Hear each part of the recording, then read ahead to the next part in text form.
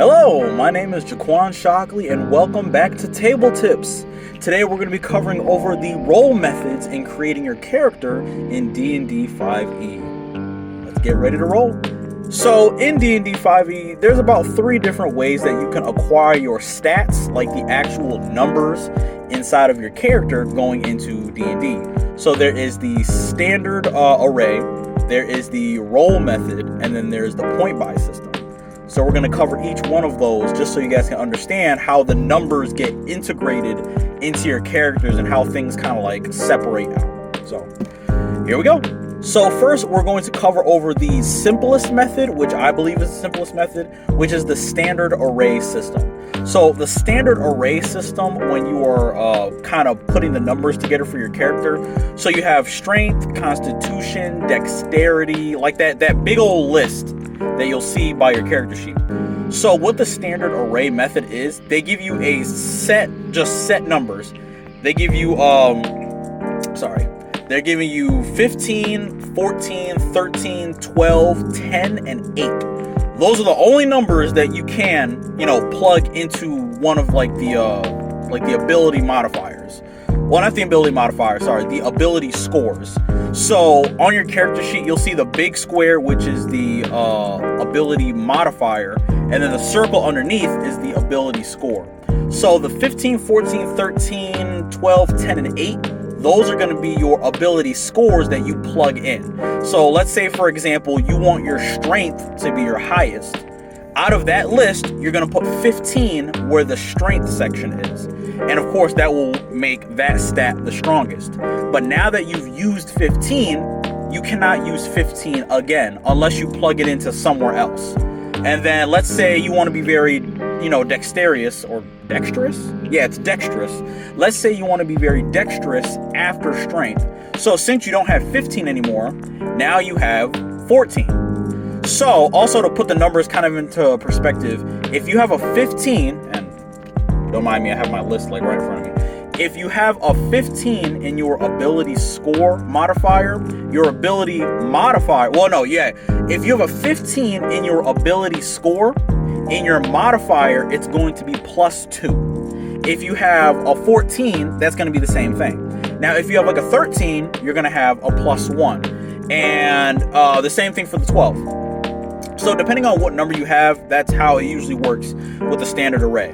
So we plugged in 15 into the strength and we plugged in 14 into the dexterity. Now all you have is 13, 12, 10, and 8 now. So now you just plug in where you want to put those different numbers depending on your character and how you want to build it. Now standard array is the easiest because you don't have to do any adding or subtracting. It's you just putting a number where it needs to go, and then from that number, okay, since you have a 15 in your ability score, you have this number in your modifier. It's literally just 1-2 step process just like that. And once you run out of all the numbers, like the 15, 14, 13, 12, 10, and 8, that is pretty much the stats that you have. Now, going off to your your character race and your traits, this will also affect those numbers, but we are just specifically talking about just the base numbers that you get. And standard array is pretty much the easiest. So if you don't want to do anything complicated, go standard array. Now, the next variation of getting your numbers in D&D for your character creation is the roll method. Roll method is very random, but it could give you, that opportunity to have very big stats, So the roll method is when you take 4d6, like the cube dice, you take 4 of those and you roll them. You take the 3 highest numbers and keep those, and then you get rid of the lowest number. So those 3 high numbers, that is going to be your ability score, and then you go off of the same list, where if your ability score is a 15, or in between a 14 or a 15, then the ability modifier is going to be +2.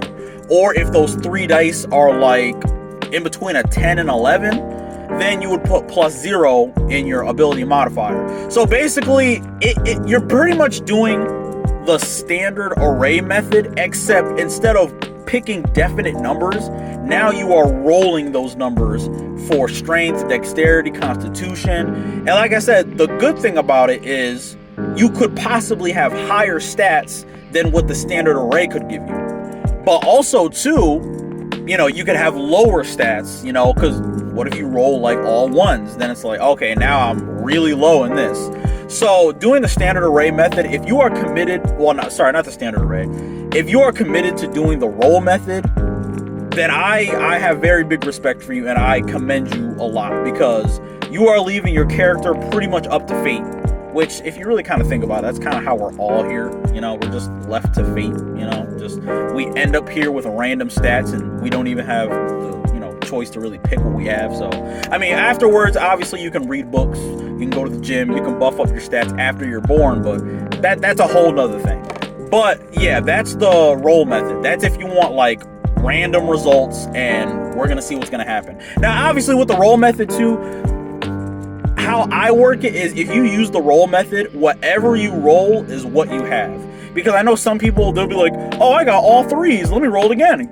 Oh, I got all twos, let me roll it again. I got a 3 and 2 twos. And it's like, nah, when you roll it the first time, at least how I work it, keep it how it is. Just that's the number. That's the number as well. And last, the last method of creating the numbers for your character is the point buy system. So the point buy system, it's a good mix of not really, yeah, I would say rolled and standard array. So what point buy system is, you start off with, let's say you have a bank, or like a piggy bank of like 27 pennies. I'm hoping I don't confuse myself with this. Let's say you have a piggy bank of 27 pennies, right? For your strength, dexterity, any skill that you want. Let's say you want a specific number for strength. So let's say, for example, you want your strength to be for your score, let's say you want it to be a 13. You can pick a 13 like you want, but it's going to cost you 5 pennies. So basically, whatever ability score that you want for your character in a specific kind of category, you have to spend points to get that. So like I said, for example, if you want like an ability score of 13 for your strength, that 13 equals up to 5 points. And after that, you'll have 27, 26, 25, 24, 23, 20. Yeah, so you'll have 22 points left. So the good part about like the point buy system is you can have 3 max stats. You could have like 3 15s, but then after that you would only have 3 8s left afterwards. So the way the point buy system, it kind of does like a balancing by itself. So let's say for strength, dexterity, and constitution, you want all 15s. So it's like, okay, 15, 15, 15, I can do that. Now afterwards, you might not have enough points to do the 15s again. So now you're forced to do like 8, or like a 10 or something like that. So pretty much how it is, make sure that you have the amount of points that you need for the amount of kind of like things that you need afterwards as well. So the bank of 27, once you reach down to 0, that's it. That's pretty much your character. Now with the point buy system, this is a better method of doing it because you are very precise with the details of your character. So you understand like, okay, if I want to be precise on like this charisma check or this charisma score, it's like, okay, now instead of me having to roll for it or use a big block of numbers in like the standard array or the roll method, now I can fine tune it on like a line. It's like, okay, I specifically want a 13. Okay, so you just got to spend the points for the 13. So that's pretty much how it works. So just to do one final recap with everything, just to, I guess, condense it so it doesn't seem so confusing. The standard array is you picking 15, 14, 13, 12, 10 and 8, something like that. 15, 14, 13, 12, 10, and 8. Yes, I said 9 for some reason. You're going to pick any one of those numbers and just plug it into the ability score, and it's going to translate to your ability modifier. For the rolled stats, you're going to roll 4d6, and you're going to take the lowest number out of that roll and put it into the score, which will attune to your modifier. And the point buy system is when you have a bank of 27, and if you want a specific kind of ability score, all you have to do is spend the points to get it, and it's going to translate into your ability modifier.